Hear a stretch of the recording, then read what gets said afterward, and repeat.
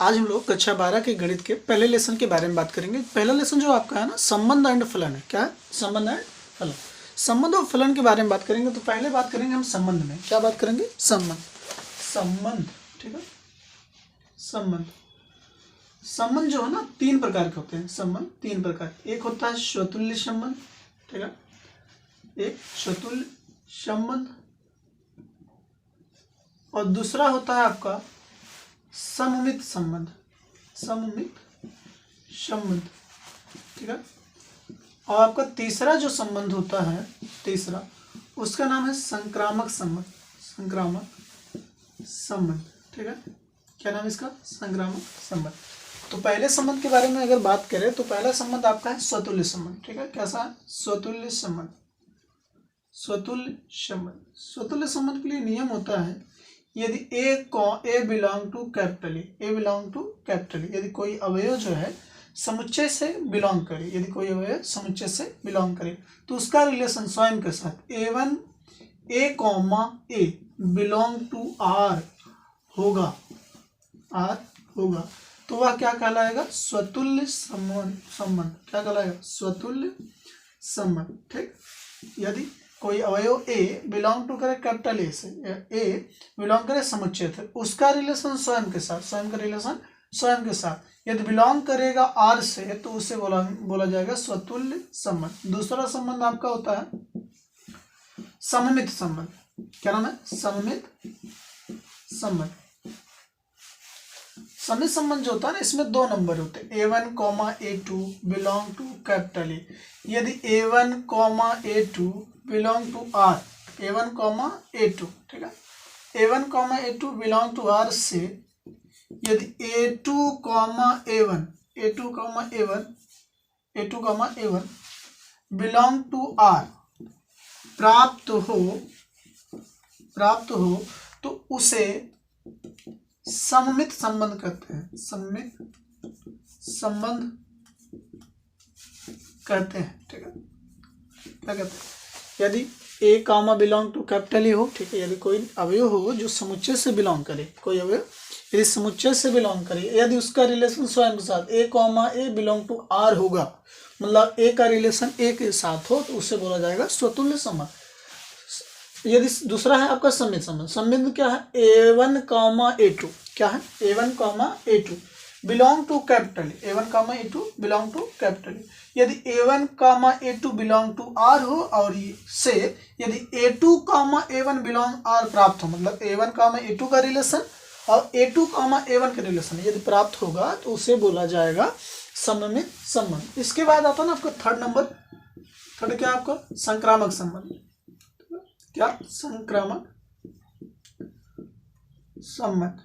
संक्रामक संबंध क्या होता है? इसमें तीन अवयव A1, A2, A3 belong to capital ए। तीन अवयव हैं, A1, A2, A3 किसी समुच्चय के अवयव हैं। यदि A1, A2 belong to R, A1, A2 belong to R तथा A2, A3 बिलोंग आर हो, ठीक है। A2, A3 बिलोंग आर हो से यदि हमको A1, A3, क्या? A1, A3 belong to are प्राप्त होता है, ठीक है। क्या है? प्राप्त होता है या होगा, ठीक है। प्राप्त होगा, तो उसे बोला जाएगा संक्रामक संबंध, ठीक है। पहला स्वतुल्य के लिए कंडीशन है, यदि ए का बिलोंग कैपिटल हो, मतलब कोई अवयव हो जो समुच्चय से बिलोंग करे और उसका स्वयं का रिलेशन स्वयं के साथ, स्वयं का रिलेशन स्वयं के साथ, अगर स्वयं का रिलेशन स्वयं के साथ हो, उसे क्या बोला जाएगा? स्वतुल्य संबंध। उसके बाद क्या आता है? सममित। सममित के लिए कंडीशन क्या होती है? A1, A2, ठीक है। A1, A2 यदि बिलोंग टू कैपिटल हो, मतलब किसी समुच्चय के अवयव हो, तो A1, A2 belong to are से यदि A2, A1 belong to are प्राप्त हुआ, A2, A1 to belong are प्राप्त हुआ, तो उससे बोलेंगे सममित संबंध, ठीक है। उसके बाद आता है आपका संक्रामक संबंध। संक्रामक संबंध क्या है? A1, A2, A3 belong to capital ए, ठीक है। A1, A2, A3 belong to capital ए। यदि इसका रिलेशन मतलब A1, A2 belong to are हो और साथ में A2, A3 belong to are हो, A2, A3 belong to R हो, से A1 comma A3 belong to अगर R प्राप्त होगा, क्या प्राप्त होगा, यदि R प्राप्त होगा तो उसको बोला जाएगा संक्रामक संबंध। ठीक है, इसके बाद जो है आपका फलन के बारे में पढ़ना हमको। फलन देखिए,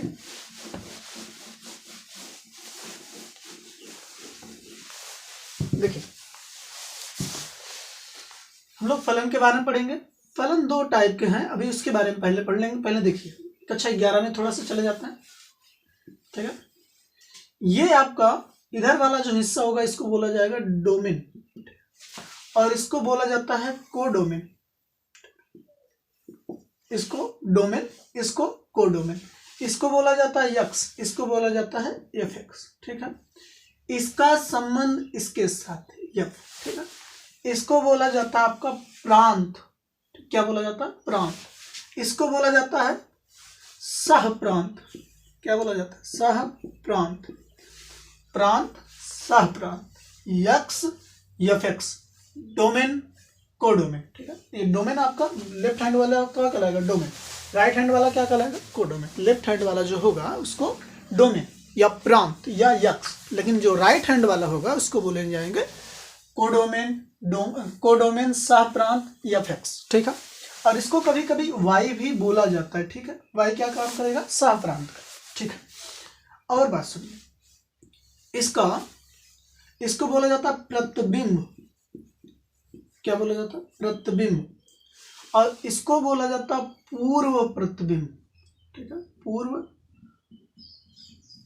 प्रतिबिंब। इसको प्रतिबिंब, इसको पूर्व प्रतिबिंब। ठीक है, इसको पूर्व प्रतिबिंब, इसको प्रतिबिंब। ठीक है, मान लो कोई अवयव है इसमें A B C D, और इसमें 1 2 3 4 है। अगर A का संबंध 1 से, B का संबंध 2 से, और C का संबंध 4 से, और D का संबंध 3 से, तो जिसके जिसके साथ संबंध होगा, मान लो एक अवयव ले लेते 5, जिसके जिसके साथ संबंध होगा उसको बोला जाएगा परिसर। क्या बोला जाएगा, परिसर। इसका प्रतिबिंब 1, इसका प्रतिबिंब 2, इसका प्रतिबिंब 4, और इसका प्रतिबिंब 3। तो जिसके जिसका प्रतिबिंब बनेगा, ठीक है, जो जो प्रतिबिंब बनेगा उसको क्या बोलेंगे, परिसर या रेंज। क्या बोला जाता है, रेंज। ठीक है, इसको बोला जाएगा परिसर या रेंज। ठीक है, और जो खाली रहते हैं वो सहप्रांत के एक हिस्सा में है। ये क्या है, सहप्रांत है। पूरा का पूरा सहप्रांत कहलाएगा, इसीलिए रिलेशन होता है परिसर। ठीक है, परिसर सबसेट इक्वल किसके, सबसेट इक्वल सहप्रांत के। सहप्रांत के कभी कभी सबसेट और परिसर जो होते हैं एक दूसरे के बराबर हो जाते हैं, और परिसर कभी कभी सबसेट के अंदर होता है। जैसे अभी के लिए जो है परिसर जो है सबसेट के अंदर है, और लेकिन अगर इसका भी रिलेशन इसमें बनता ना, 5 का रिलेशन, मान लो एक नंबर है, मान लो ई है, इसका रिलेशन 5 है, तो यहाँ इस कंडीशन के अकॉर्डिंग ये पूरा का पूरा परिसर और पूरा का पूरा सहप्रांत कहलाता है। ठीक है, पूरा का पूरा परिसर और पूरा का पूरा सहप्रांत। दो टाइप के फलन होते हैं। देखिए, पहला फलन कब होगा और कब नहीं होगा। पहला रिलेशन मान लो 1 2 3 है, और इसमें 4 और 5 और मान लो 7 है, ऐसे करके इसका नाम यक्स हो गया, इसका नाम एफ एक्स हो गया। अगर एक का प्रतिबिंब 4 और एक का प्रतिबिंब 5, ठीक है, एक वस्तु का, ठीक है, एक वस्तु का कभी भी 2 प्रतिबिंब नहीं बनना चाहिए। जैसे 1 का प्रतिबिंब 2 बार बना है, 4 बना है, 1 5 बना है, कभी भी एक वस्तु का प्रतिबिंब 2 बार नहीं होना चाहिए। ठीक है, तो ये क्या कहलाएगा, आपका फलन नहीं है। ठीक है, फलन नहीं है। कभी भी अगर एक वस्तु का 2 प्रतिबिंब बने, एक वस्तु का 2 प्रतिबिंब बने, तो फलन क्या, फलन नहीं हो। लेकिन अगर कंडीशन अप्लाई दे, अगर 2 वस्तु का, जैसे मान लेते हैं A B C है और ये 2 3 है, 2 वस्तु का एक प्रतिबिंब, जैसे A का भी प्रतिबिंब 2 और B का भी प्रतिबिंब 2, तो ये आपका फलन कहलाएगा। क्या कहलाएगा, फलन है। ठीक है, ये क्या है, फलन। एक वस्तु का 2 प्रतिबिंब नहीं बनना चाहिए। क्या, एक वस्तु का 2 प्रतिबिंब नहीं, लेकिन द्वि वस्तु का अगर एक प्रतिबिंब बने तो उससे बोला जाएगा बहुविकल्पी। ठीक है, लेकिन इसके बाद में पढ़ेंगे हम लोग। 2 वस्तु का एक प्रतिबिंब बनेगा तो फलन है, लेकिन एक वस्तु का 2 प्रतिबिंब नहीं बनना चाहिए। ठीक है, उसके बाद आगे सुनो, अगर कोई भी एलिमेंट मान लो A B C है और इसमें 1 2 है, A का प्रतिबिंब नहीं, 2 का प्रतिबिंब, अगर सह प्रांत में कोई भी अवयव छूटना नहीं चाहिए। ठीक है, इसमें भी कोई भी अवयव, मगर प्रांत वाला सिस्टम जो है प्रांत में कोई भी एलिमेंट अगर आप छूट गया, ठीक है, तो क्या कहलाएगा? फलन नहीं है। क्या? फलन नहीं है। क्या कहलाएगा? जब इसमें का कोई भी अवयव आपका छूटा, अगर प्रांत में कोई भी अवयव छूटेंगे, ठीक है, यदि प्रांत में कोई भी अवयव छूटे तो क्या कहलाएगा? फलन नहीं है, ठीक है। और फलन तो वैसे तो 3 टाइप होते हैं। पहला क्या है देखो, पहला एक होता है ना एकैकी फंक्शन, एकैकी, ठीक है, फलन। अब एकैकी फलन क्या होता है? मान लो एक ये है प्रांत और ये आपका सहप्रांत ए बी सी, और 1 2 3, ठीक है, ए का संबंध 3, बी का संबंध 2 के साथ और सी का संबंध 1 के साथ। जब भी कभी भी एक वस्तु का एक प्रतिबिंब बने, क्या बने? एक वस्तु का एक प्रतिबिंब, उसके अलावा कोई प्रतिबिंब ना बने। जैसे 1 का प्रतिबिंब 3 और बी का प्रतिबिंब 2 और सी का प्रतिबिंब 1, मतलब एक वस्तु का सिर्फ एक प्रतिबिंब, एक वस्तु के सिर्फ एक ही अक्षर के साथ संबंध हो या एक ही नंबर के साथ संबंध हो, उसे बोला जाता है एकैकी फंक्शन या एकैकी फलन या वन वन फंक्शन। क्या बोला जाता है? वन वन, ठीक है, वन वन फंक्शन, ठीक है। क्या बोला जाएगा? One one function. यदि एक वस्तु का एक संबंध, एक वस्तु का एक संबंध, एक वस्तु का एक संबंध, उसे बोलेंगे एकैकी फंक्शन। अगर कोई भी इसमें, लेकिन कभी भी कोई भी एलिमेंट छूटना नहीं चाहिए। अगर इसमें भी एक कोई एलिमेंट छूटा तो फलन नहीं होगा। प्रांत में कभी भी एलिमेंट ना छूटे, ठीक है। अगर सिंगल सिंगल संबंध हो तो उसे एकैकी फंक्शन। अगर बाई चांस, ठीक है, ऐसे कभी रिलेशन हो जाए, मान लो 1 2 3 है, इसमें बी और सी है, एक का प्रतिबिंब बी के साथ और 2 का भी प्रतिबिंब बी और 3 के सी से, तो ये वाला जो टर्म्स है देखो, 2 वस्तु का एक प्रतिबिंब, क्या बन रहा है? 2 वस्तु का एक प्रतिबिंब या 2 वस्तु का एक वस्तु के साथ संबंध, इसे बोला जाता है बहु एकैकी, ठीक है। कौन सा? बहु एकैकी या अंटो फंक्शन। कौन सा? अंटो फंक्शन, ठीक है। जब द्विवस्तु का क्या बने? एक प्रतिबिंब। जब 2 वस्तु का यदि एक प्रतिबिंब बने तो उसको क्या बोलेंगे? बहु एकैकी। द्विवस्तु का एक प्रतिबिंब। अगर 2 वस्तु का एक प्रतिबिंब बने क्या बोलेंगे? बहु एकैकी। इसके बाद आता है आपका आच्छादक।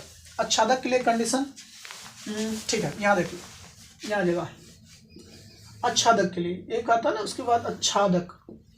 आच्छादक क्या होता है? सुन, अगर ए बी सी कोई एलिमेंट है और साथ में 1 2 3 है, इसका प्रतिबिंब इसके साथ, मान लो ये 3 का प्रतिबिंब है, ये 2 का प्रतिबिंब है, मान लो ये भी जो है 2 का प्रतिबिंब है, ये छूट रहा है, तो ये आपका आच्छादक नहीं है। आच्छादक के लिए कंडीशन होता है कि सह प्रांत में, इसको क्या बोला जाता है? सह प्रांत में कोई भी अवयव, सह प्रांत में कोई भी अवयव छूटना नहीं चाहिए। फलन कब होगा? जब प्रांत में कोई भी एलिमेंट ना छूटे, तब वो होगा फलन। लेकिन अगर आच्छादक करने के बारे में बात करें तो आच्छादक के लिए क्या कहता है कि सह प्रांत, ठीक है, कोडोमेन में कोई भी अवयव छूटना नहीं चाहिए। अगर कोई भी अवयव छूटता है तो वहां पे वह सह आच्छादक नहीं कहलाएगा या सर्जेक्टिव फंक्शन नहीं कहलाएगा, ठीक है। तो देखिए, अगर हमको आच्छादक बताना पड़ेगा तो क्या कंडीशन होनी चाहिए? जैसे 1 2 3 है, इसमें ए बी सी है, तो इसका संबंध इसके साथ, इसका संबंध इसके साथ, या इसके संबंध इसके साथ। इसमें भी सह प्रांत में कोई भी एलिमेंट खाली नहीं होना चाहिए, तो उसको क्या बोलेंगे? आच्छादक। ये कौन बोलेंगे? आच्छादक। लेकिन अगर सिंगल सिंगल संबंध है, सिंगल सिंगल भी संबंध है, तो एकैकी भी हो जाएगा। तो ऐसे फंक्शन को क्या बोलेंगे? एकैकी आच्छादी, ठीक है। यदि सेम सेम संबंध, ऐसे 1 2 3 और इसका ए बी सी, ए का संबंध इसके साथ, बी का संबंध इसके साथ, सी का संबंध इसके साथ, एक देखो कोई भी एलिमेंट छूट नहीं रहा है, तो ये आपका आच्छादक है, ठीक है। क्या है? आच्छादक। लेकिन अगर इसका संबंध सिंगल सिंगल है तो ये एकैकी भी है, तो इसीलिए इसको बोला जाता है एकैकी आच्छादक या एकैकी आच्छादी, ठीक है। इसको क्या बोलेंगे? एकैकी आच्छादी, ठीक है। और देख सकते हैं आप, अगर बाई चांस ऐसे कोई रिलेशन, मान लो 1 2 3 और ए बी है, एक का संबंध 2 के साथ, 2 का संबंध इसके साथ, और मान लो इसका संबंध इसके साथ, ठीक है, द्विवस्तु का एक प्रतिबिंब, तो इसे बोलेंगे बहु एकैकी। क्या बोलेंगे? बहु एकैकी। ये क्या आपका? बहु एकैकी। लेकिन ये आच्छादक भी है क्योंकि सह प्रांत में कोई भी एलिमेंट छूटा नहीं है। यदि सह प्रांत में कोई भी एलिमेंट छूटेगा नहीं तो वहां पे क्या आएगा? आच्छादक भी आएगा, ठीक है। इसीलिए कभी कभी बहु एकैकी आच्छादक हो जाता है और कभी कभी एकैकी आच्छादक हो जाता है। ये भी के लिए क्या है? एकैकी आच्छादक है, क्योंकि देखो सिंगल सिंगल संबंध है और सह प्रांत में कोई भी एलिमेंट खाली नहीं है, तो इसे बोलेंगे एकैकी आच्छादी या और इसको क्या बोलेंगे, देखो डबल संबंध, एक व द्वि वस्तु का एक प्रतिबिंब, एक का भी एक और तीन का भी एक, दो वस्तु का एक प्रतिबिंब, इससे बहुएकाकी। लेकिन सह प्रांत में कोई भी एलिमेंट खाली नहीं है, इसलिए क्या बोलेंगे, आच्छादक। इसको बोला जाता है बहुएकाकी आच्छादी या बहुएकाकी आच्छादक। ठीक है।